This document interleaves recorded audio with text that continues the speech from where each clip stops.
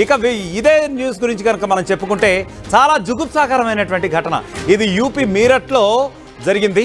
అక్కడ ఒక దిగజారిపోయినటువంటి వ్యక్తిత్వము, విలువలు, కుటుంబము ఇవన్నీ కూడా ఏది కూడా దృష్టిలో లేనటువంటి కుటుంబాన్ని బజారుకి ఇచ్చేటటువంటి దృక్పథంతో ఉన్నటువంటి ఒక మహిళ తన ప్రియుడితో ఓయో రూమ్లో కలిసి రొమాన్స్ చేస్తూ ఉండగా రెడ్ హ్యాండెడ్గా తన భర్త ఒక ప్లాన్ ప్రకారం ఎందుకో అనుమానం వచ్చి గత కొద్ది కాలంగా కూడా ఒక కంటితో గమనిస్తూ వస్తున్నాడు.